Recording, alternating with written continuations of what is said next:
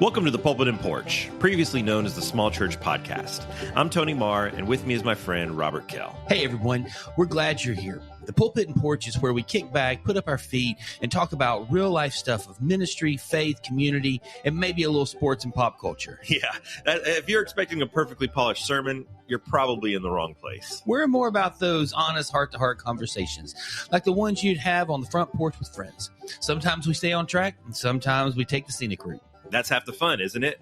Here we tackle the highs, the lows, and the in-betweens of church and of life. Every now and then, we'll welcome a few friends to the front porch and share stories and ideas that might just change the way that you see things. So whether you're a pastor, a church leader, or just someone who loves the church, pull up a chair, grab some sweet tea, and let's dive in. Welcome to the Pulpit and Porch. We've got a seat waiting for you.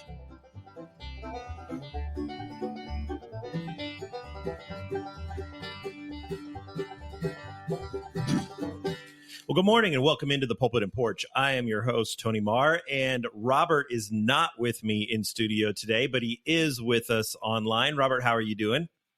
Fantastic. How are you? I'm doing very well. I'm not alone in our studio today, though, Robert. No, you are not. And I'm bummed I'm not there. I know. We wish that you were here. We've got a seat sitting here waiting for you, and it's all empty. I had my extra mic and stuff in my car ready to roll, and yeah, just some doctor's appointments ran a little long today, so wasn't able to get in. Yeah, well, we miss you, and we're glad that you're at least able to chime in with us virtually here. We do have with us a very esteemed guest, someone that we've been trying to get onto the show for well over a year now. We have sitting across the studio from me, Dr. Howard Petersen from Petersen Family Chiropractic. And I've got to tell you that this guy is one of the most incredible men of Christ that I've met. I've known Howard I was thinking, Dr. Petersen, it's been over 20 years that I've known you. Yes. We have a long history together that you have been an important part of my life for many, many years. And we've worshiped together. We've led worship together. We've done a lot of different things together in and out of the many years. And it is a privilege to have you here on the Pulpit and Porch. Thank you, Tony. Yeah. So Robert, Dr. Petersen is maybe one of the most intelligent people that you'll ever meet. He has, I think, like 7 different degrees and 5 different doctorates and has done a little bit of everything. So Dr. Petersen, why don't you take just a minute and give all of our listeners and Robert here just a brief biography of yourself and everything that you've done and been through in your life. Well, I was born the twin boys of musical evangelists, and my father's parents were also musical evangelists. So I was born into a world of music. My parents played 32 different musical instruments. My dad preached, both of them sang. My brother and I sang in a trio. My brother and I played musical instruments. I played about 21 myself. So it's no surprise that my first career was a high school band director. And then you kind of get burned out in teaching something. So I went back and got my master's in choral conducting, and I did some years teaching show choir at a Bible college in Houston. And that was fun till the college closed. And then I papered the country, got a job at Lee University in Cleveland, Tennessee. That's how I got to Tennessee. Worked in the music department there, started the band program, got burned out again, went back to a teacher change career seminar just for teachers. Did some aptitude stuff. Long story short, master's degree in statistics, statistical process control, and a quality engineer for about 12 years. But in quality engineering, you work yourself out of a job. The better you are, the less you're needed. So I decided to go back to my original back as a freshman in high school and become a doctor. But because of my second career in quality, where you find the root cause, and in statistical process control, you don't work on symptoms. You prevent symptoms and problems, and you work on the problem by finding the root cause. Chiropractic was the obvious choice of medicine, where you also find the root cause and don't treat symptoms. So here I am, 26 years later, the chiropractor. All right. My daughter graduated from Lee University a little bit after you were there, but you worked on her. She'd been a patient of yours since she was about 3 years old, I think. And now Yes. she's getting married this summer. It makes me feel old. I know it's got to make you feel old as well. It's nice to see kids grow up, have their own kids, and take care of generations. Hopefully having her own kids will be a little bit down the road. Robert's son is actually a music major. I'm not sure exactly He what is. He's Landon's in the major is. he's getting a degree from ETSU in musical performance, emphasis in right now classical guitar. And so, yeah, he I don't know if he's quite to the level of I instruments was going to say, that Landon plays a lot of instruments, but has he he hit the does. 21 yet? I don't think he's hit 21 yet, but age wise he has, but not instrument wise. But he Hmm. man, he loves it, and it is crazy. It's been a blast. I'm more of a hack musician. I play the main ones you would see at a church worship band outside of drums, and so I'm kind of a hack musician that plays a little bit. And he took any ability that I gave him through DNA and has enhanced it and made it awesome. So yeah, it's been a love music. That's really cool hearing that about your family and just what you guys have done throughout the years. And excited to hear more about just kind of this holistic health thing. And we're talking topic, shouldn't say thing, topic that we're talking about today, and how that has kind of come through your life and journey as well. And I know chiropractic has a lot to do with that, but I'm sure there's a lot of other things as well. But yeah, I'm pumped. I'd love to have a list of those 21 instruments. That'd be really cool to hear. Dr. Petersen, we've talked a lot on this show, Robert and I, and with numerous guests about the importance of spiritual health, the importance of mental health. We've spent a lot of episodes talking about mental health and the importance of that. This is going to be the first time in well over 100 episodes that we have talked about physical health. And it's something that you and I have had conversations on in the past, that it's something that is often overlooked by Christian leaders, and maybe overlooked is even too kind of a word. I think it's something that's neglected a lot of times by Christian leaders. And it's something that you're very passionate about. I know that you've taught classes on this. You've taught Bible studies, led Bible studies at your church on this. And so that was really what we wanted to dive into here with you on our show, as probably the person that I know that has the most expertise in this subject. And so in talking about holistic health and the importance of our physical health as it correlates with our spiritual health, it's something that is critically important that, like I said, is often overlooked or neglected. Would you agree? Yes. That's there we go. That's why he's more intelligent than us. A short answer, right to the point, doesn't ramble on. His podcast would be 4 minutes long, and it would be 4 minutes, well more time better invested than our hour every week. For me, could I ask a question here? It's kind of we're getting started. Is maybe someone who doesn't have quite as much of an understanding here. Um, Doc, what would you say? What's a good like a baseline definition of what we're talking about today? Like when you go, somebody starts talking about holistic health, especially, well, and I mean, I think the three of us would say it's not especially from a faith perspective. It's foundationally from a faith perspective. What would be like a baseline definition that we can work from as we're talking through this today? Is that a fair question or anything like that? Sure. Holistic health. Actually, we discussed this in chiropractic school. Holistic health is optimal, not barely, not diseased, not barely, not headed for dead, but optimal. And for every person, physical health, mental health, and social health. It's the whole package. And because this is geared toward church leaders, I'm throwing in spiritual health. Everything we need to know is already in the Bible. So I'm just pulling a lot of that out for you, Yeah. and pointing it out. Do I get this? Do I hear this preached on? Rarely. But I hope this changes after today, Why do you think that is? because a lot of people don't walk the talk. You can't sell someone braces with crooked teeth. Yeah, so it's really an issue that starts with our leadership, is what Yes. you're saying. Yeah.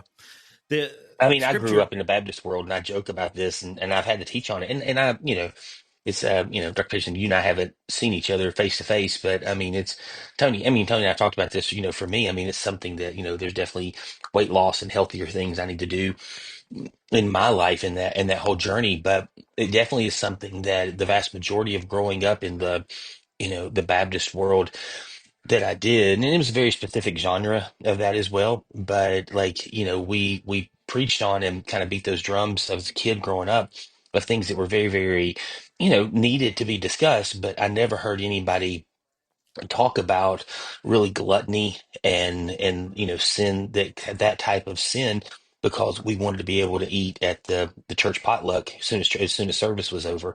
And so I totally agree with what you're saying there. Personally, we did a series where we dealt with some of those things about a year and a half ago and talked through some of that. And I had to kind of say, this is kind of a do as I say, not as I've done. And I need you to know I'm working through some things to be healthier, to be wiser. But Scripture calls us to a certain level, and we've all got growth things we need to kind of step into. I've never heard the 3 Gs preached against except one time, Bethel Christian Church, Jonesboro, Tennessee.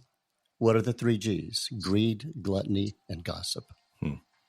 And that's meddling for most people. But You're absolutely right. also in my world, and I don't live in the medical world, I live in the chiropractic world, the key word is prevention. When you check out at grocery stores, you look in the magazines and there'll be someone that lost 140 pounds in 3 months. That's great. But in my world, I would like to see a magazine cover of someone that never gained 140 pounds, because the Bible tells us how to prevent this stuff as well. Unfortunately, our medical world doesn't spend a lot of time in prevention. And in January, they talk about gyms and exercise and losing weight. But how about not getting lazy and not getting fat and not getting depressed in the first place? So I'm going to address that today. That's great. And that's Dr. that's a Pete- Tony. Oh, go ahead. No, let me say Go this ahead, really my quick, friend. Tony, and then you jump in. I hate being on video because you and I, we very much read off of each other's body, and you can't do that through here. But I think that's a whole thing is that, like, and I've said this so much, that if like my doctor wants me to lose a bunch of weight, and if I lost that weight, people would go, "Oh, he's sick." But if I'd never gained it, it'd be like, "Oh, wow, look how healthy he is." But when you lose a bunch of weight to get healthy, people are like, "Oh, he's got cancer." And it's like, no, maybe they just decided, that person decided that they were going to choose life and obedience over disobedience and an unhealthy life. And so I love everything you're saying right here, and it's a real challenge to me, Yeah, Bob, specifically. that is usually covert jealousy. Mm, Mhm. that's a really good word right there. So, Dr. Peterson, Scripture gives us numerous instructions on the importance of physical health. We can look to 1 Corinthians 6, Romans 12, but what do you think the biblical perspective on physical health is, and how should that inform our understanding of not only holistic well-being, but also the idea of stewardship? Jesus was asked in Matthew 22, what's the greatest commandment of all? And he gave them 2 commandments. The second one that he said was the most important commandment was to love your neighbor as yourself. There are actually 2 commandments in this verse: love your neighbor and love yourself. So what does the Bible mean to love yourself? Ephesians 5:29 says, to love yourself is to love your own body and to properly feed and care for it. 2/3 of Americans are in poor health today. 30 places in the Bible say how God wants us to live a long and healthy life, like Psalm 91, I will give you a long and full life. But we are shortening our lives in this country with poor lifestyles and toxic foods and toxic toiletries. Except for accidental deaths, we aren't taken before our time. We're slowly killing ourselves. Ecclesiastes 7:16 and 17 says, why do you destroy yourself?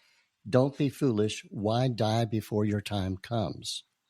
And I know a lot of people are immediately thinking, but God has our days numbered, and God knows how long we're going to live. And Job mentions that especially.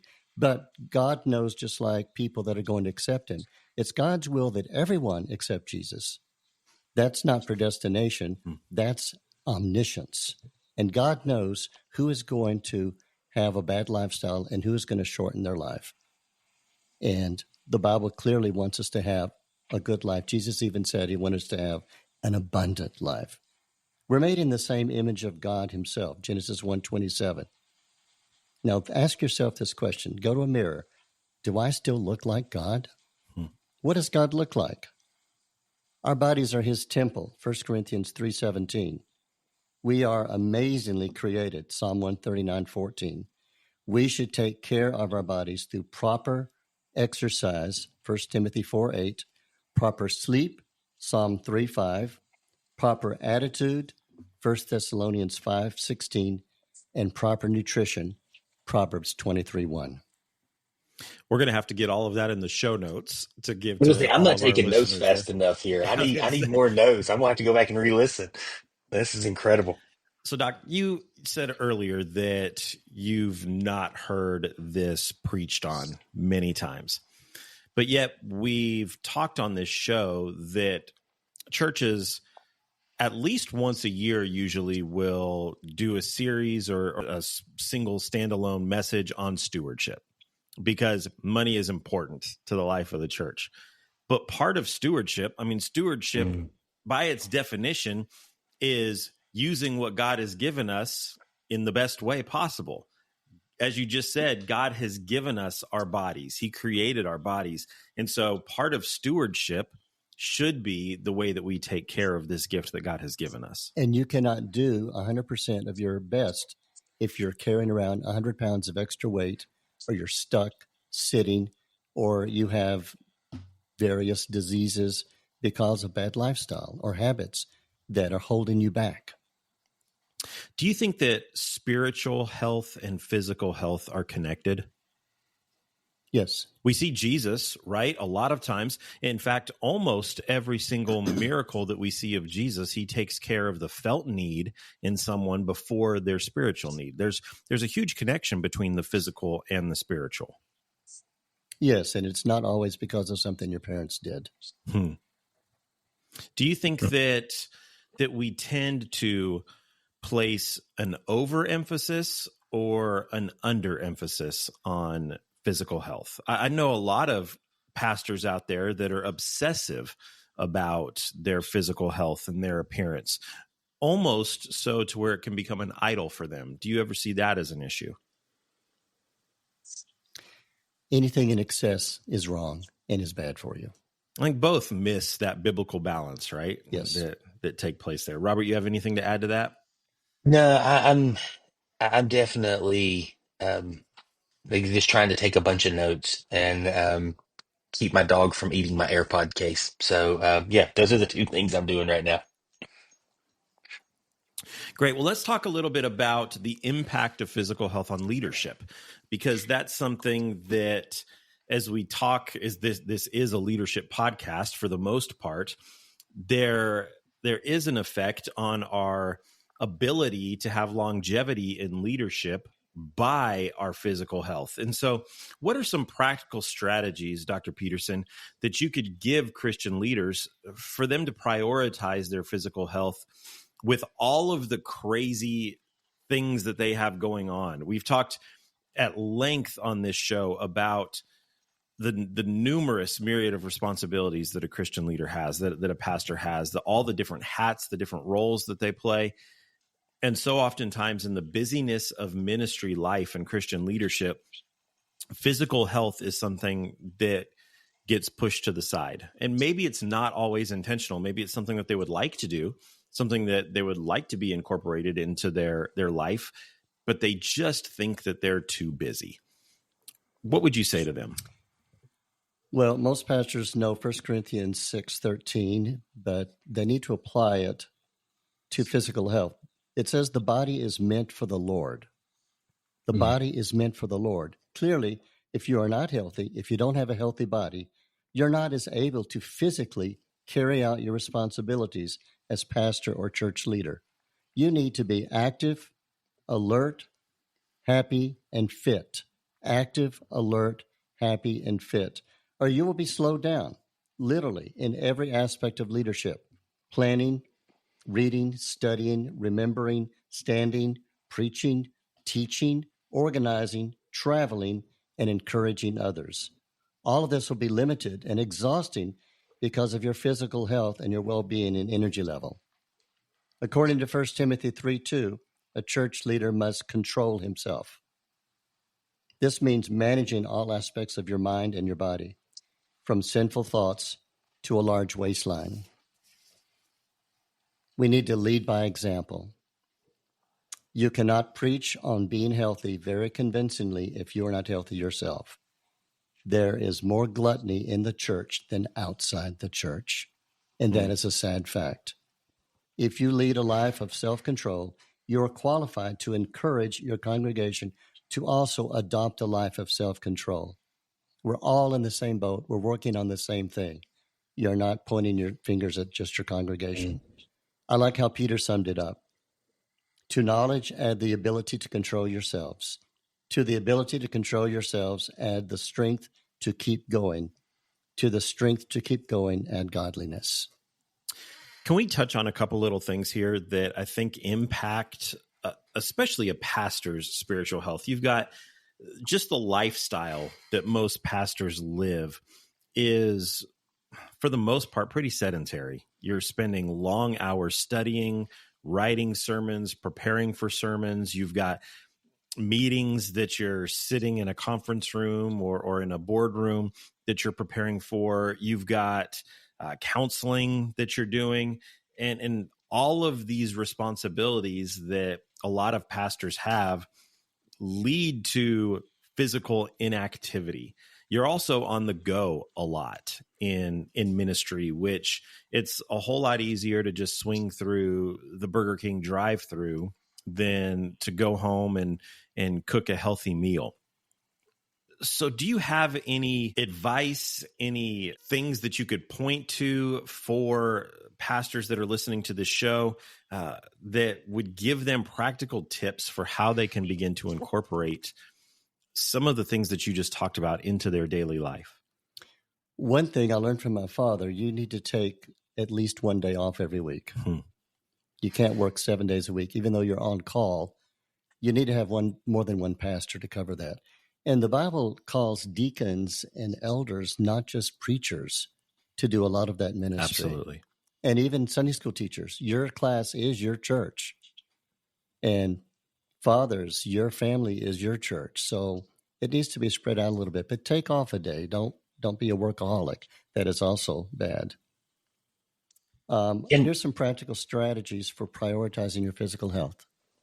And if the shoe fits, wear it. And if the shoe doesn't fit, good for you. But we can all sharpen our physical health. Number one, be a leader, not a follower of health. Solomon stressed that in Ecclesiastes at the end of his life.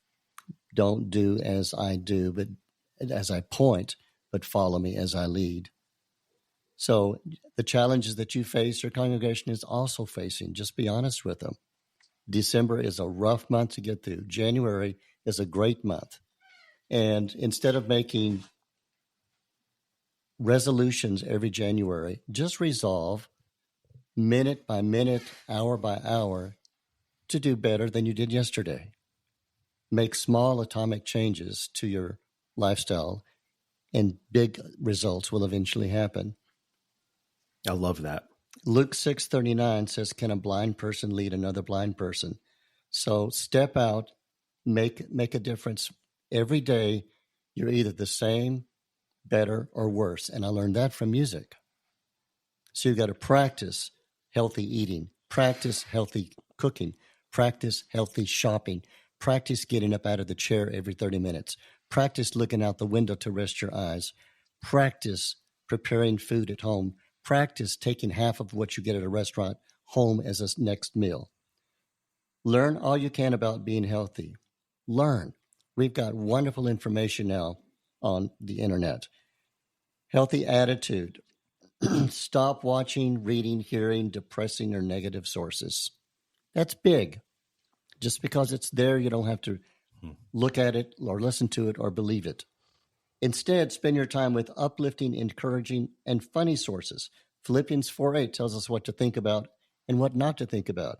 It must be true, noble, right, pure, lovely, worthy, or excellent. You must laugh out loud at least once a day. Laughter reduces pain, depression, anxiety, and negativism. 5 places in the Bible, laughter is told to help your health. Proverbs 17:22, a cheerful heart makes you healthy. Get your congregation to laugh. Inject some humor in your sermon. My dad was my favorite minister because he had the right balance between serious and funny. But what if you're like Robert and you try to tell a joke and nobody laughs? It's not funny. Tell a joke on yourself, because people cannot deny something that's a firsthand story. That's a funny story. And they're there. Just think about it. Healthy sleep. Have a fixed bedtime. Honor it. Most of us set alarm clocks to get up, but some of us should set an alarm clock to go to bed. Set it an hour before bedtime. Start toning down things, slowing down things, turning off things. 7 nights a week, you need to honor your bedtime. Finish your evening meal at least 3 hours before bedtime. Slow your mind, slow your body down 30 minutes before bedtime. Limit your bed to rest, sleep, and intimacy. No television. Keep your bedroom temperature in the 60s year-round. Make your bedroom completely dark when you sleep. Keep your bedroom quiet. Keep your bedroom clean. These are all scientific things that help you sleep. Bad sleep, bad day the next day. Keep your bedroom. If you have trouble falling to sleep, eat onions with your evening meal. That's natural sleeping pill. If you have trouble staying awake, cut out all caffeine, including things like spearmint gum, which have caffeine, and over-the-counter pain relievers, which have caffeine. Cut them out. Remember, decaf is not caffeine-free. Pray before you go to sleep. Isaiah 26:3. God will give perfect peace to those who commit themselves to be faithful to him. Healthy exercise. 1 Timothy 4:8 says that exercise is valuable, and it actually does benefit the heart and the lungs. It doesn't benefit the waistline, however. Sorry, gym memberships. But it is so good for the heart and the cardiovascular system. Hold on just a second on that. Why do you say that exercise doesn't help your waistline? You have to walk 13 miles to lose 1 pound. Exercise does not burn enough calories to reduce a pound. It takes 3,500 calories exhumed or used or burnt to lose 1 pound. So the basic place to lose weight is by stopping your body from using sugar as a source of energy and switch to body fat as a source of energy. We'll talk about that in a minute. Great. Now, there is some new research. It's actually just 2 weeks old. 30 minutes of walking prevents 3 kinds of cancer. And 30 minutes of walking helps you recover faster from all kinds of cancer. So walking is very valuable. Notice the research said 30 minutes.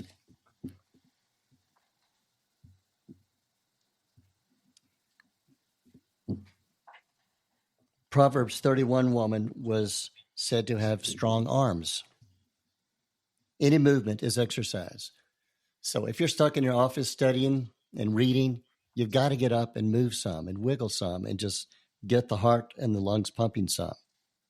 If you don't move much, start by just walking 20 minutes every day, 10 minutes out and 10 minutes back. It needs to be continuous walking, not 10,000 steps over 16 hours. If you have stairs at home, use them. If there's stairs in a building that you're in, use them instead of the elevator. 3 flights up the stairs equals walking 1 mile.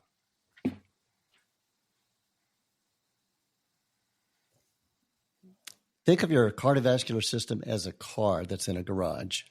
Think of your grandmother's car that's been there for 10 years and it only gets out to go to the store and church and back. It's never been over 40 miles an hour in 10 years. Your cardiovascular system is like that. When you sit all the time, you've got to get the blood pumping. You've got to get that motor up over 60 miles an hour once every single day. You've got to get blood all the way to your toes and back. And otherwise, we're like a car that just never goes over 30 miles an hour. Never sit for more than 30 minutes if you can help it. Take computer breaks. Leave the TV during all commercials. Stop, get up, and do something. Stop at those rest areas if you're traveling. That's what they're for. Do stretches in the morning. Do weight training in the afternoon. That's when your muscles are the longest. Going to the gym 4 days a week equals 7. So we don't need to go 7 days a week to a gym, even if it's a home gym. Too much exercise, though, is harmful to your health. It will harm your health by injuring your musculoskeletal system, your joints, your muscles. It will deprive your skin and your digestive system of oxygen and nutrients. That's why you can't swim after you eat. Your body either gives oxygen and nutrition to your muscular system or your digestive system, but not at both at the same time. So you should rest after you eat for the same reason. Titus 2 emphasizes the value of moderation, and Psalm 119:96 says, everything has its limits. So even something as simple like walking or running, it can be too much or too far. The book of Proverbs is filled with the negative consequences of being lazy.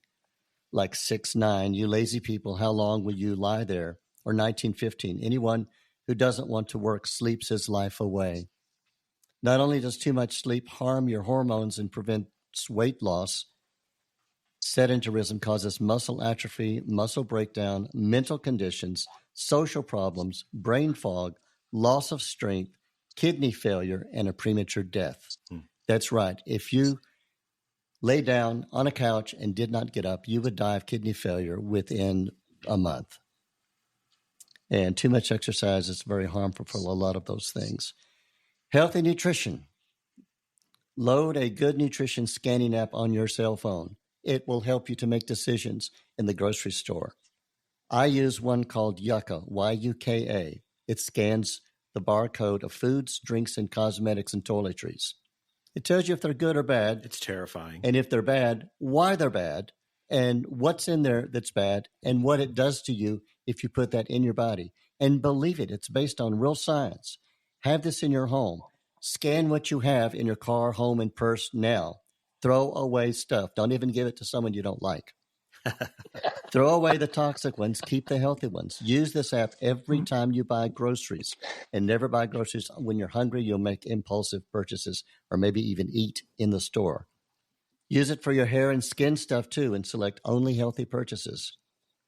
I have found after using this that most of the bad, harmful things here cause cancer, and that is sad. I've also found out that these things that cause cancer are only in the United States. They're not in Asia. They're not in Europe. They don't allow them.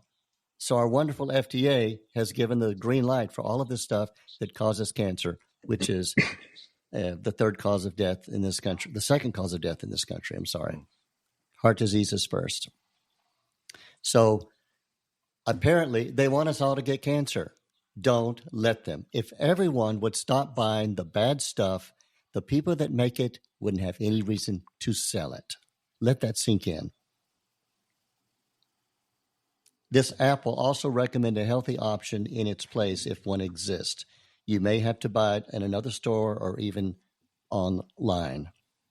Other good guidance apps include Food Check, Label, One Label, Bobby Approved, Fig, Food Check, Food IQ, Farmish, Healthy Living, Seed Oil Scout, Fooducate, On Skin, and Think Dirty. Before you think something about that last one, Think Dirty actually is an app that tells you what isn't dirty and what is dirty. And it's basically things that you put on your skin, on your hair, on your nails, on your lips. It covers cosmetics, skin lotions, soaps, shampoos, even dog stuff. Yeah, so it's very important. I'm decided to make some healthy lifestyle changes about 2 years ago and decided I wasn't going to drink soft drinks anymore. No sugary beverages of any kind. And so I switched to Propel, which is 0 calories, 0 sweeteners, all of that. And we had some friends over at our house, and one of them is in the medical field. And I was bragging about my healthy life choices. And she said, "What you're drinking right there, that Propel is worse than a Coke." I said, no, it's not. Come on, look at it. And she said, here. And she used the Yucca app and she scanned it and it came up red and said that its nutritional value was dangerous, was poor, the red. And then it gave options. And I said, hold on, what is this app? And so I downloaded that app and it ruined my life. We use it every day, and it is terrifying when you go through the stuff that you thought was healthy. You thought you were making smart choices and see all of the additives that are added in, and the beauty products, your shampoo, your soap, your toothpaste, those things are even worse than the food items a lot of times, for the way that we are taking care of ourselves, the way that we are just absolutely destroying our health through the things that we're putting in and on our body. And Well, also, I think it's one of Tony, the. Go some ahead. things Go are ahead, healthy, Dr. but the container in which they're in is unhealthy. The plastic, the bag, the carton, the paper. This is recently, as of last October, 90% of the cartons and the bags that contain cereal, bread, cookies, and crackers have been sprayed with BHT. Now, it's not in the product, but it's in the container. And BHT is a known carcinogen. This is only allowed in the United States. And what does it cause? Cancer. You've got to read not just the label and scan it, but the scanner is going to show you that there's BHT or some bad product in the container that contains this food. So stay away from all that stuff. There are a couple things that you mentioned there that I want to touch on and go a little bit deeper into, because they're things that I found have been very impactful, helpful in my life, and then other things that I wish that I incorporated more. Robert, one of the things that's been very beneficial for me in maintaining exercise as a priority in my life is that I just schedule it on my calendar like it's a meeting. If you were to look at my daily itinerary, my daily Google Calendar, there is workout and what part of workout I'm doing, what exercise, what body part or circuit I'm doing that day is on my calendar each day. That's scheduled out every single day. If I find that if I don't have that blocked off on my calendar, then my day gets away from me. And before I know it, it's the end of the day. And I personally don't do well at working out in the evenings. I know a lot of people love to work out after work.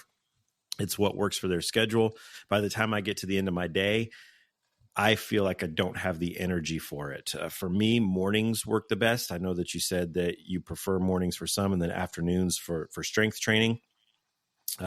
Just because of my schedule and the way that life works, I do my workouts in the mornings. I find that works best for me. I can get up early before the rest of my house is up, and I'm done with my workout by the time that I have to go wake up the kids and get them off and going. And so before the rest of the world has even gotten up, I've already accomplished something.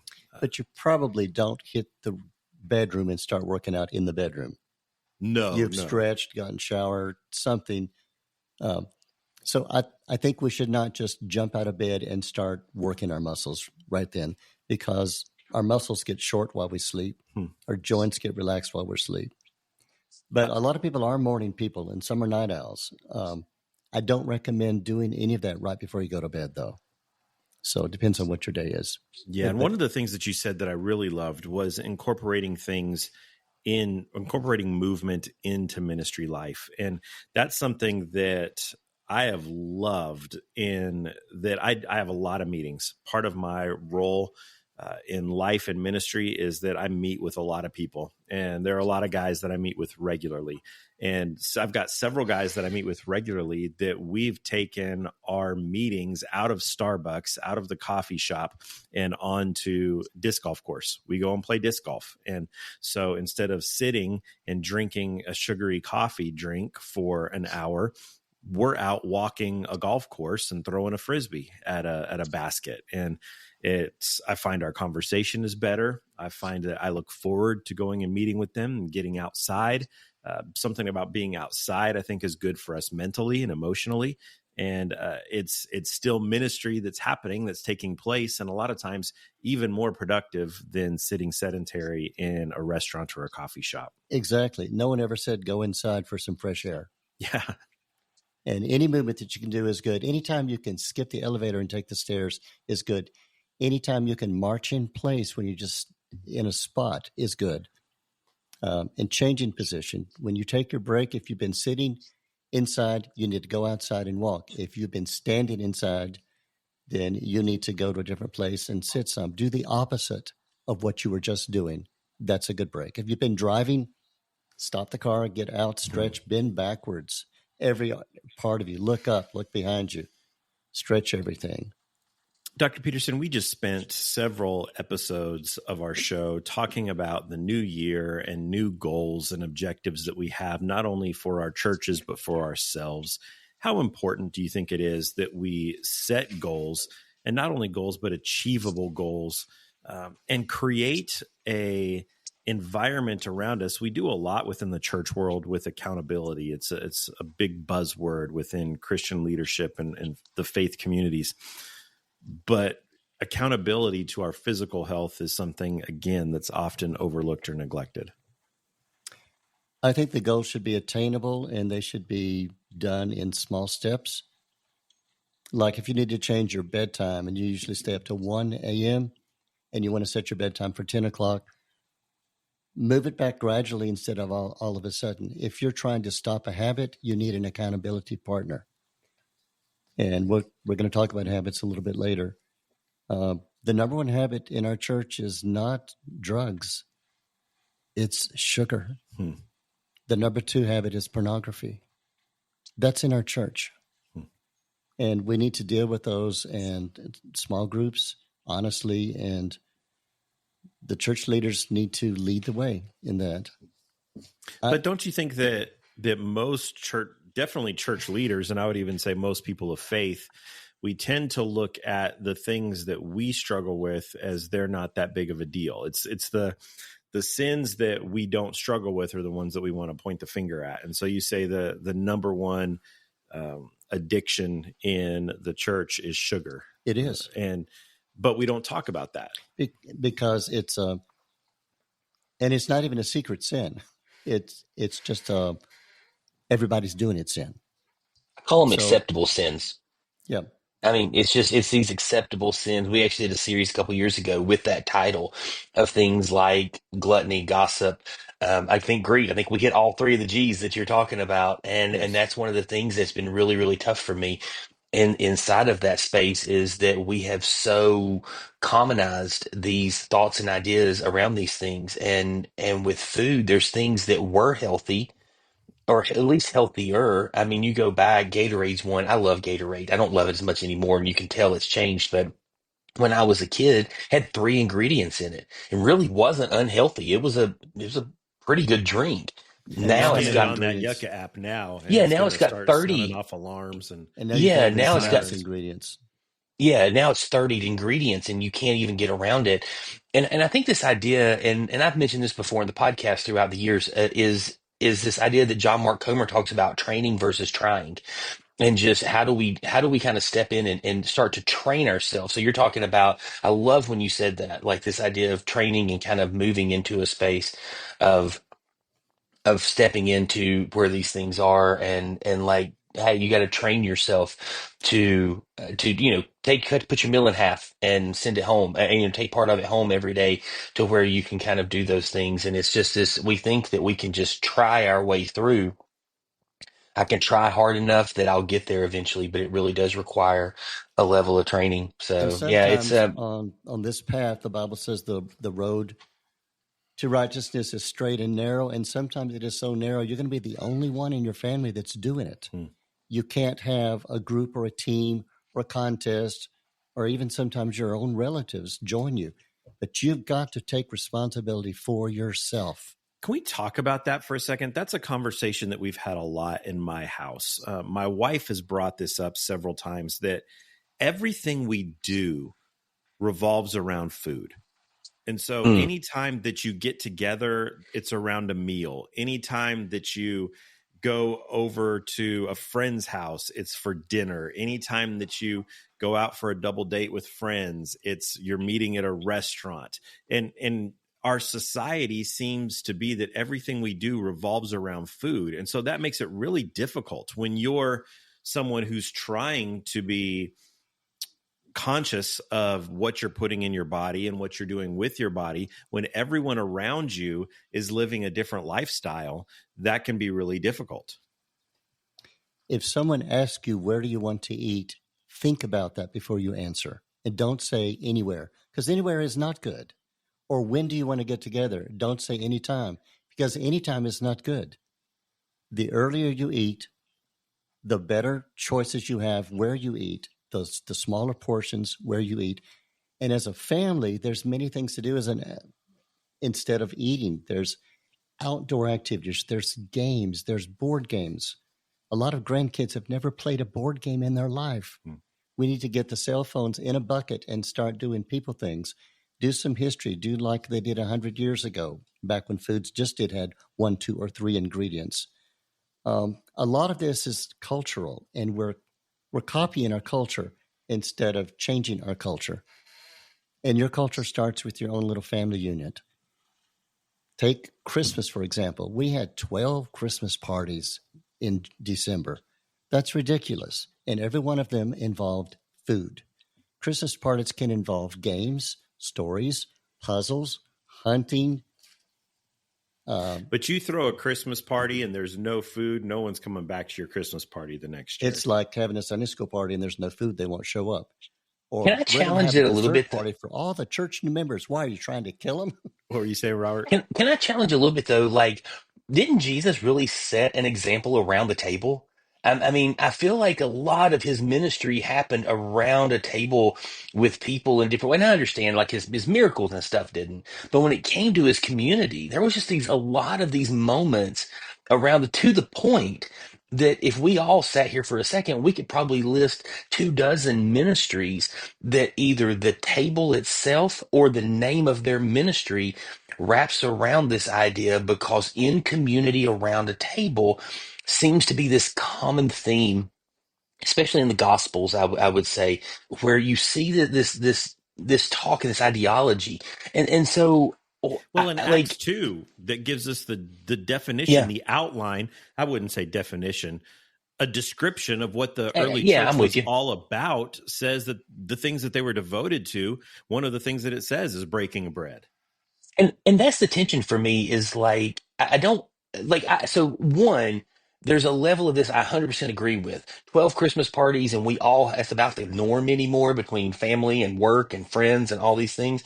Like, some of those things need to happen at 10 a.m., or at, 7 p.m. after dinner's over or something, and you're playing board games or you're doing something mid-afternoon before dinner, and things are a little more, I agree. There needs to be different types of hangout.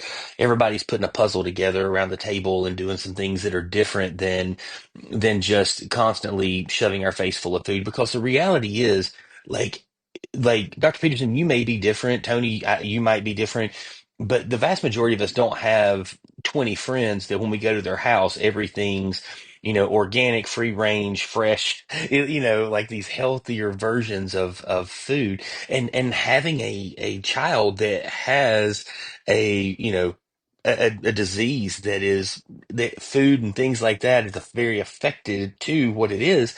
Like, I mean, we look at this stuff pretty seriously, and I'm excited to talk about habits here in a minute. And I know we don't have all day for me to ramble, but like, I just wonder about that, that part of it where Jesus, and like you said, even in Acts with the disciples, that this seems to be a little bit of the model. But two, how do we start to? Let me say what go we ahead, do in Dr. my Petersen. Sunday school class. Well, hold on. I want to let you answer that question, but before we do, we need to take just a quick break and hear a word from our sponsors, Higher Ministries. So, pastors, we know the weight of ministry can be overwhelming. That's why Higher Ministries exists, to walk alongside of you. From coaching to retreats and personalized care, we're here to support your calling and remind you that you don't have to do this alone. Visit higherministries.com today and discover how we can serve you as you serve others. All right, now, Dr. Petersen, we want to jump right back in to what you were saying there, and you were answering some of the things that Robert was saying there. In my Sunday school class, which is a mix of people, some people are healthy, some people are not healthy. There's been a lot of joint replacements and stuff, but there's being part of the class. I suggest that we, instead of have potluck, when we get together that we actually have a sign-up sheet. And on the sign-up sheet, we include healthy things like you can't ruin hardly a salad or an above-ground vegetable. It's hard to ruin meats and main courses. Most of the stuff that I'm going to talk about later that are bad for you are going to be the starches and the sweets. So if you have 10 things on the table and 3 of them are bad, you've got 7 that are good. You can still eat, have a good time, and make healthy choices. You don't have to eat everything that's in front of you. Same with family get-togethers. Always ask if you're coming to someone else, what can I bring? And offer to bring something healthy so you know there'll be at least one healthy thing there. I love big church get-togethers that have like 100 foods there. You know why? Because you're going to get probably 30 healthy things there. That's plenty. You don't need to get a bite of all 100 of them. And that brings me to the next thing that I had on my list here. Good nutrition is what you don't eat more than what you do eat. But think about that. 100 years ago, they didn't have a lot of this stuff. Go back to your childhood in grocery stores. What did they look like? Little markets. The whole back was a butcher. There was a whole row of vegetables in cans. The sweet stuff was up at the front. Snacks and chips and stuff came in tiny little bags. The store did not have an entire aisle for cereal or an entire aisle for candy. That was up by the register. Most of it was real food that we really ate. And people did not have problems with nutrition 100 years ago. Of course, the ingredients have changed and the way they make our food has changed. And people also cannot grow their own food like they could also. But think about what you don't eat is just as important. What you don't drink is just as important as what you do drink. So plan your meals, plan raw ingredients, cook meals at home as much as you can. When someone wants to get together with another family, you can get together at a house instead of at a restaurant. Although there are some restaurants you can have lots of choices. I would choose a restaurant that has something besides starches at the sides. The first thing I look at when I look at a menu is the sides. And if it's all starches, I'm not going to eat there. And there are choices. Make the restaurants compete. The healthy ones survive, and the unhealthy ones go out of business. Try to limit fast food to fish or chicken, but avoid the fries, the seed oils, and the MSG. Ask questions. Do research before you go. Read the ingredients in the grocer. Avoid trans fats. It is so complicated. I could talk so much about all the what's healthy and what's not, but trans fats are basically hydrogenated. They're going to be like a solid at room temperature, like mayonnaise is a trans fat, margarine's a trans fat. Maltodextrin is going to be hidden, and it's one of the worst sweeteners there is in food. It spikes your blood sugar even if there's no carbs in the food list of ingredients. MSG, bad stuff for the brain. Food dyes, bad stuff for behavior, especially kids. Preservatives, nitrates, they cause leukemia. Aspartame causes dementia. And that's just the worst ones. Generally, go around the perimeter of a grocery store when you're buying grocery stores. I'll tell my patients that struggle at the grocery store, go up the cart aisle and turn right. And then go to the fresh vegetables, the fresh fruit. Do not buy fruit unless it's fresh now and local now, except for maybe things that you get from Texas and California and Florida year round. Like today, I'm not going to get blueberries. They're probably from Venezuela or Vietnam. Not going to happen. But I'll get blueberries in June from the Tri-Cities. In the perimeter, I look for organic vegetables, and I look for vegetables that are current and here. I don't eat iceberg lettuce because of it can't be heated. Avoid processed meats and the shredded cheese. Shredded cheese has wood in it. Check the ingredients. Processed meats have nitrates. There's a few exceptions, and they cause cancer. Only buy spring water in BPA-free bottles. The spring water is going to have a blue cap. Concerning toiletries and bath products, avoid almost all of them. Use your app to determine what's healthy and get it online or at another place. You don't always have to go to a health food store to find healthy things. And by the way, not everything in a health food store is healthy. If you need to lose weight, choose above and at ground vegetables, not below ground vegetables. Now, why do all restaurants serve potatoes? Because they're delicious. Because they're cheap. They're making a profit off of them. That's the reason. And then people have become accustomed to French fries and baked potato go with this and this. They don't. They're making profit off of you. They don't But want you to isn't order the that kind broccoli of the because they don't same? make as much profit. But Dr. Peterson, isn't that kind of the same thing? Like you look at, let's just take McDonald's for an example. You go back to, 40 years ago when I was 9 years old, and or even before that, and McDonald's fries were beef tallow, like real potatoes and like one Yes. other ingredient. And And you so it couldn't was almost healthy. and you couldn't fry them in 2 minutes either. It took several minutes to fry French fries. Yes. Yeah, that has changed, and that's not fair. So it's not all our fault, but we have to be smarter than they are, or they're going to kill us. I love potatoes. Doesn't So matter much. what way it's cooked. Man, I just love a potato. Au There's- gratin The best is potatoes, Wendy's scallop potatoes dipped in a Frosty. That hash is the best browns. potatoes. There's one healthy way to eat a potato: refrigerate it after you cook it. Then Say the that starch again. changes. Refrigerate it after you cook it. Then eat it after it's been refrigerated. Can you heat it back Starches, all starches, yes, you can heat it back up. All starches, when they're refrigerated, become resistant starches. They have half the carbs. My basketball coach, when I was in high school on road trips, he had a little cooler and he had raw potatoes in there, and he would eat raw potatoes like they were apples. I hope you ate the I peel. love That's raw where the potatoes minerals are. so much. He did eat the I peel. He just ate the thing like it was oh an apple. no. You got Potatoes to and peel that thing. onions. Potatoes and onions. He would just bite right into them. Well, speaking of foods with one ingredient are the healthiest. One ingredient. Name a food that has one ingredient. Potato. Name a fruit that has one ingredient.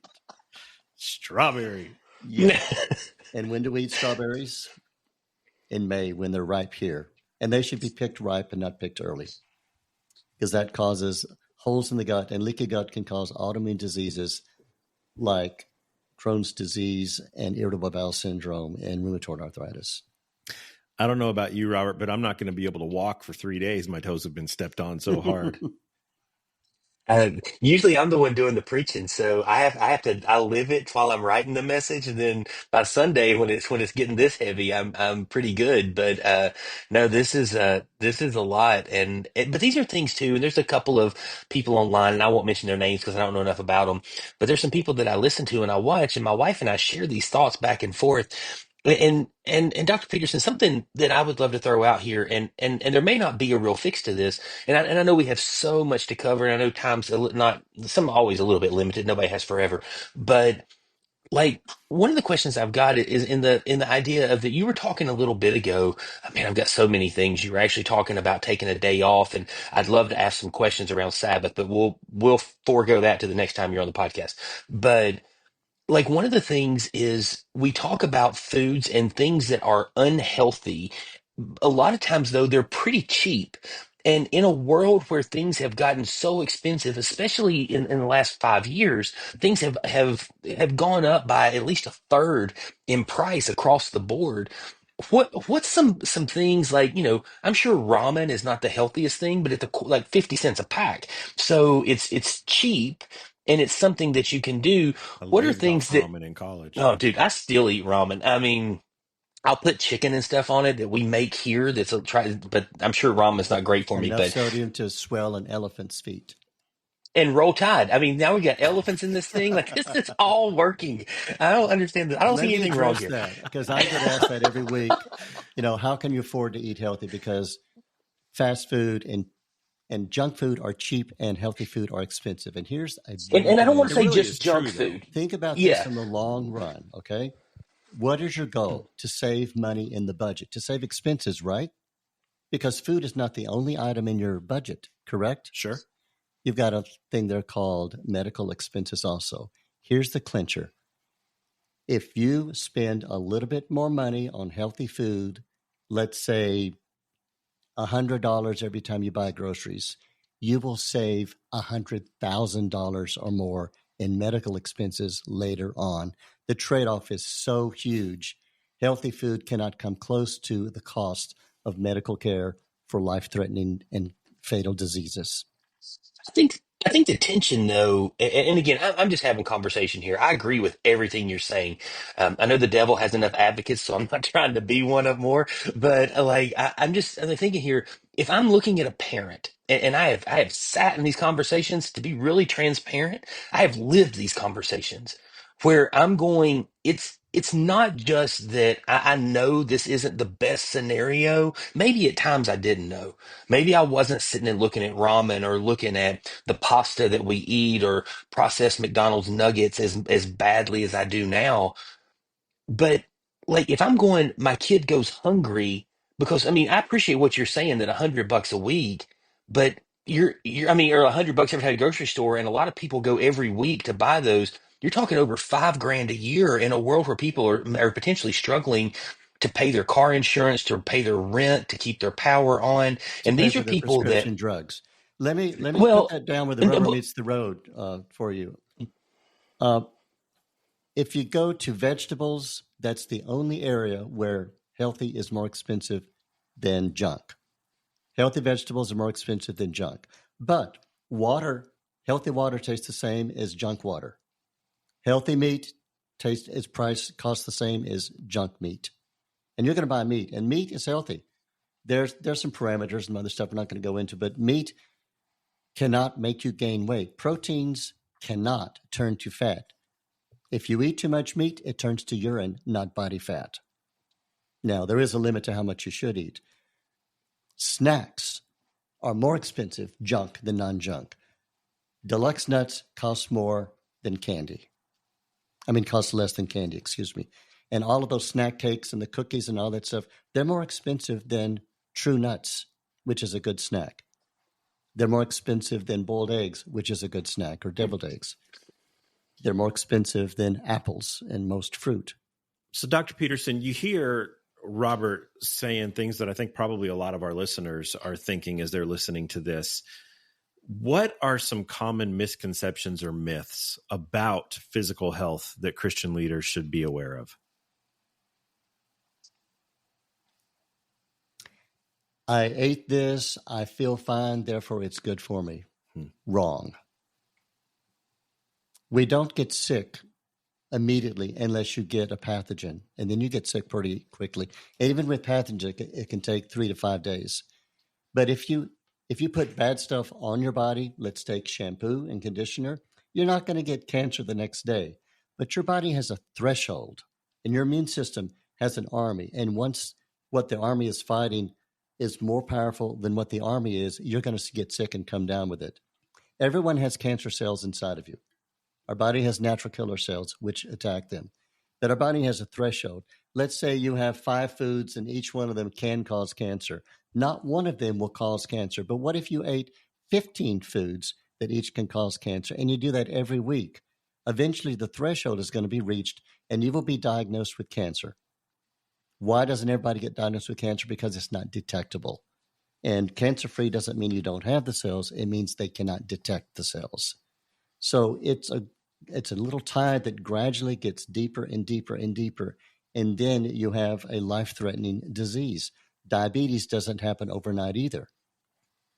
But when your blood sugar spikes, when your blood sugar gets over 300, your body is making body fat, whether you want it or not. And every time you sleep, your body is getting rid of body fat. So we're gaining weight and losing weight every single day.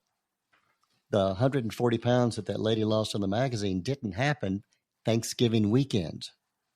But we have to gradually make improvements as well. And we can't go by, I feel good, therefore I am good. Heart attacks have no pain often until death. And then it's too late. So in my world, in the chiropractic world, you've got to function good. And to do that, you've got to put good stuff in your body and good attitude and good thoughts and good everything so that you can function good. And you've got to support all of that daily. Even though you feel good, you may not be good.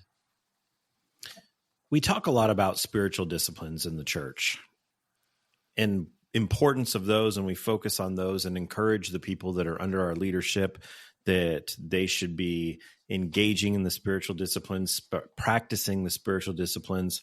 How do you maintain a healthy balance between spiritual disciplines and physical self-care practices? Okay. First, understand that your body deserves being taken care of because it is the temple of God. 1 Corinthians 6:19. Then realize that God wants us to be healthy, both physically and spiritually. 3 John 1:2. I know that your spiritual life is going well. I pray that you also may enjoy good health.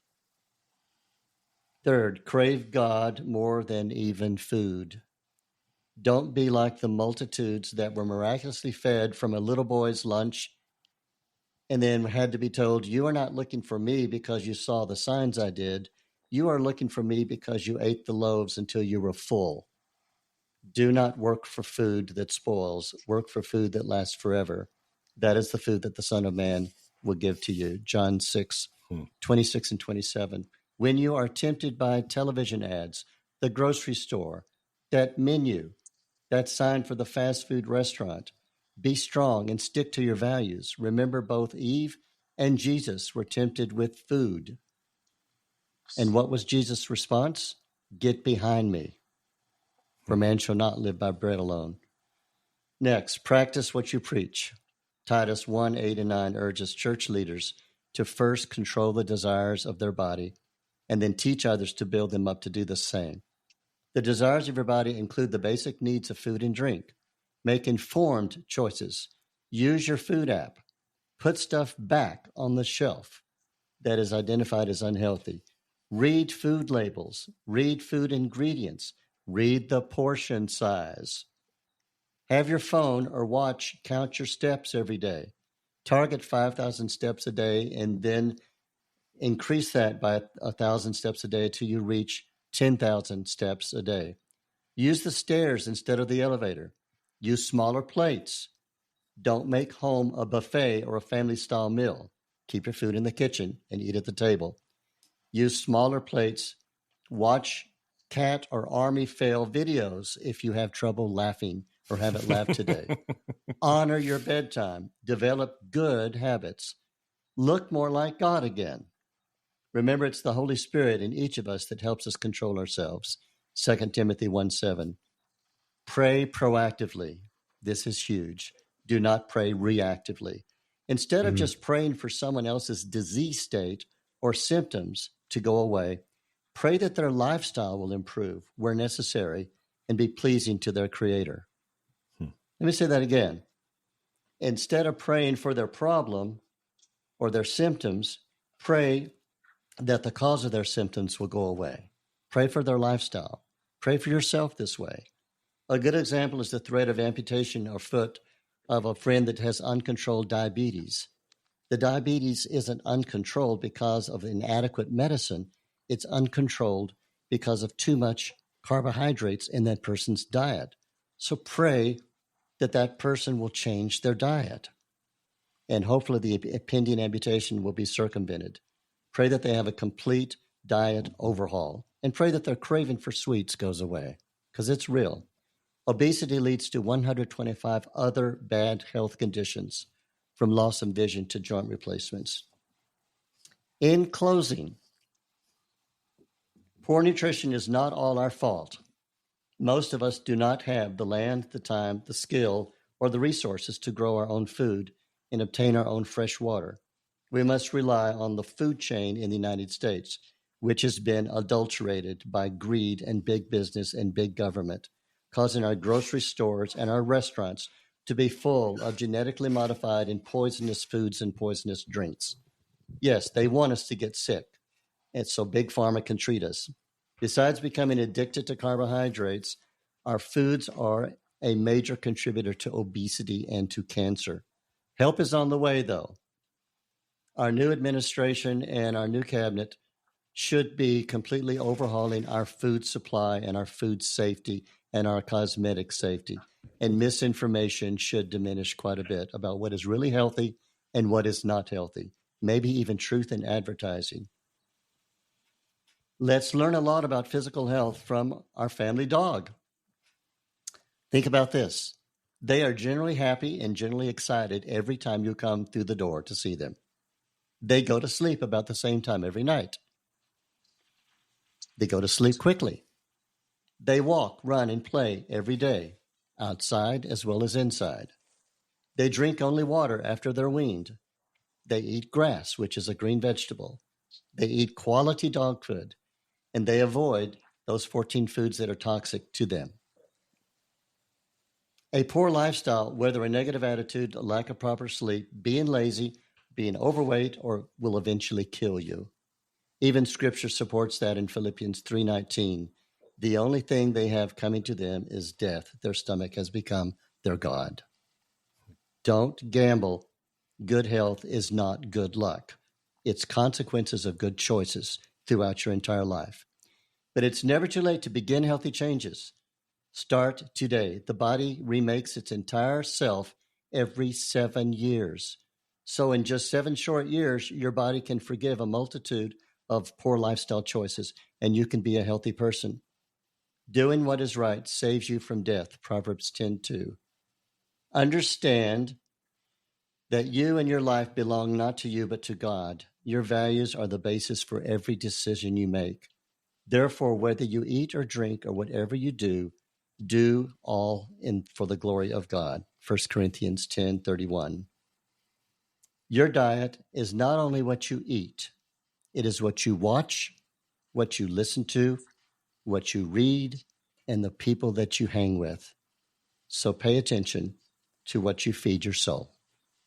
I love that. Got a couple more things I want to address with you before we sign off. But before we do, we're going to have another quick word from our sponsor. Every church has a unique story. And at Higher Ministries, we're here to help you tell yours. From leadership coaching to resources tailored for small and large congregations alike, we're passionate about seeing churches flourish. Let's grow your ministry together. Learn more at higherministries.com. Dr. Petersen, I know that we could continue this conversation for a few more hours, probably. I know Robert said he's been sitting there, has a list of 10, 15 questions that he would love to get in, and maybe we'll have you back another time to do that. But Robert, I want to give you just a minute to say, is there one question specifically that you're like, as you look at your list, that you're like, I've got to ask this before we hop Yeah, on? I think the thing I would love to ask is inside of the conversation around spiritual disciplines. We think about prayer, fasting, silence, solitude, and of course, community, scripture reading, those types of things kind of get like some of these things get a little more of the front page press of it all. But fasting is something that is very non-American in following Jesus. I think it's something in the last several years that we're starting to hear more about. And when it comes to some of these disciplines, and I think they're called that for a reason, following the ways of Jesus through these disciplines and different things that we establish in our life, rhythms that we establish in our life.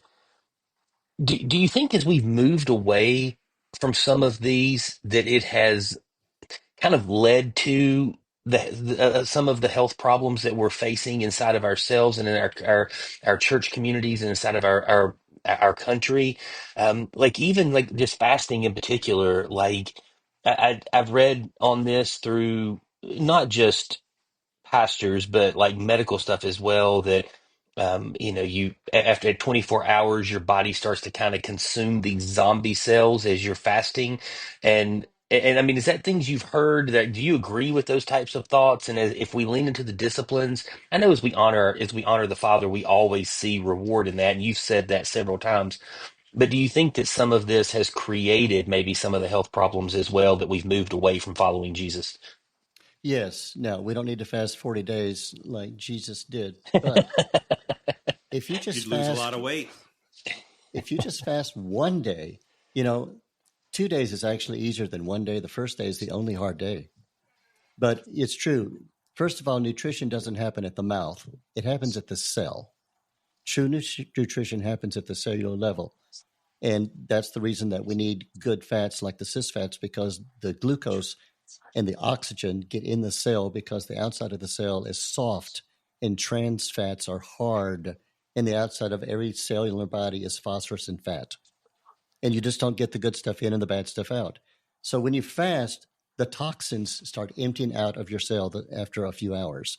And by 48 hours, you're cleansing a lot of toxins. The cell is dumping a lot of its waste out, the stuff that needs to come out, because the exchange is only going one direction. You're not forcing stuff in. And it's getting rid of excess stuff as well that your body doesn't even need. Besides living off your body fat, which makes ketones, which your brain and your muscles use readily, just like they do glucose. Your body is doing a lot of healthy cleansing at the cellular level. I read a book about a 20-day fast, a 10-day fast. The name of the book is Lord Help Me, the Devil Wants Me Fat. And it talks about the benefits of doing at least a 5-day fast. It also talks about how to return to eating, because you don't just jump right on the trough after you've been fasting. It has to be done these foods first, just like anyone that has a GI breakdown or even a major surgery that involved their intestine. Fasting is a spiritual experience too. When you forsake food, you're drawn to God, and your spiritual person inside you gets fed, and you really get closer to God while you're fasting. And the Bible says you should be fasting and praying together. It's usually about something that's desperate, like when Esther called for a fast in her book. But you do get spiritually more awakened, and you also get a little bit off of the addiction for a lot of that stuff. Food is addictive. Now, not all addictions are bad, but like water is a good addiction as long as there's not too much of it. But some of the stuff that's in food is bad. And so when you fast, you're leaving behind a lot of those cravings, and you can start clean when you start back on your diet again. Love that. Dr. Petersen, we've got listeners from all over the country, all over the world that tune into our show, listen to the Pulpit and Porch show. How could, if someone has listened to this and they have questions, they want to follow up with you more, or maybe it's someone who's here local and they say, man, I love the thing that this guy has said. I would love to come in and see you and meet with you. What are ways that people can find out more about you and get in contact with you? My business office number is 423-753-4964. And I do make appointments just for nutrition. It doesn't have to be for adjustments. Chiropractic care includes nutrition, attitude, rest, exercise, and also optimizing your nervous system through chiropractic adjustments. So they can call that number and get an appointment with me. I love that. That's great. If you're not in the Tri-Cities area, we've got a lot of people who listen that are well outside of the state of Tennessee. Is there any resources that you would direct them towards if they want to find out more about this subject? They can also put questions and comments on my Facebook page. It's on Facebook, Petersen Family Chiropractic. Great. And put things there, and I can direct them to specific books or sources. You got to be careful when you Google stuff, because like Wikipedia, a lot of it is going to be selling something, not an actual answer to your question, or it's going to be a collection of opinions. So, but there should be a good chiropractor near where you live, or a chiropractic physician, or chiropractic, or whatever country you're in. And they have studied nutrition more than any doctor in the world. So for our listeners that are out there that have heard what we've said over the course of the last hour or so, and they're thinking, okay, something needs to change. I preach this and I'm not living it, be it for health reasons, for they just want to look better as we're heading into spring, or they really just have been motivated by our discussion and say it really is part of our spiritual faith that we are living by this, following the instructions in Scripture and the example that is set forth in Scripture. Really quick, someone who says, I want to get control of this. I want to start living a healthier lifestyle. I want to lose weight. I want to be more conscious of what I'm putting into my body and what I'm doing with my body. What advice would you give them? Go to a website or an app like Pinterest, and type in keto, Keto diet. Get a keto meal plan and follow it. Now, it may suggest more meals than what you like. So I eat a meal and a snack a day. We really don't need, after age 25, 3 meals and 2 snacks. Children, yes. Growing children. So determine when you're hungriest in the day. Go a whole day and try not to eat very much. When am I cave in really hungry? That's when your main meal needs to be.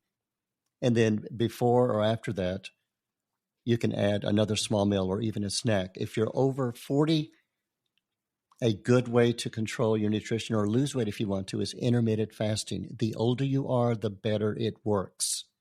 And intermittent fasting is putting your meals close together and your non-meals further apart so that your non-eating time is very big and your eating time is smaller. Go to the keto diet. The keto diet is basically 10% carbohydrates, 70% fats, and 20% protein. And the only reason it says 70% fats is because fats have twice as many calories as the other types of foods. So healthy proteins, healthy vegetables that grow above the ground, and watch the carbohydrates. Carbohydrates are not even an essential nutrient. You don't need any of them to be healthy. None. But you do need to eat. So the solution is not going to be, I'm going to eat nothing and just starve yourself. But you need to change what you crave. And you do that gradually. It takes 21 days to make a new habit. So, Dr. Petersen, you have a couple thousand Christian leaders that are listening to this episode. In closing, you have them wherever they're at that are listening. What would you like to say to them in closing? Just remember that God wants us to be healthy and the devil wants us to be sick. Listen to the voice that doesn't lie.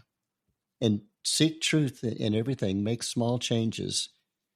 And give yourself a pat on the back when you make those changes. If someone around you has made a small change, encourage them. The teacher in me didn't want to give a grade at the end of the semester, but every day give a pat on the back, an attaboy, and an attagirl. Well, that is all the time that we have for this edition of the Pulpit and Porch podcast. We want to thank our guest, Dr. Howard Petersen from Petersen Family Chiropractic, for joining us today. And if you would like to continue the discussion with him, you can find him on Facebook at Petersen Family Chiropractic. If you are in the Tri-Cities area, you can find him there as well, and also call his office and schedule a time to have an appointment with him at 423-753-4964. We want to encourage you to find the Pulpit and Porch podcast on social media at Facebook or Instagram. Like the Pulpit and Porch podcast wherever you listen to your favorite podcasts. Be sure to share, subscribe, and send us to your friends. The more that you can join the conversation, the more that people will find us. And the things that we discuss, like these important conversations about health and wellness with Dr. Petersen, will make it into the ears and the homes of more people. So again, we want to thank you. Tune in next week as we continue our discussions on life, ministry, faith, and the pursuit of happiness. Have a great rest of your week.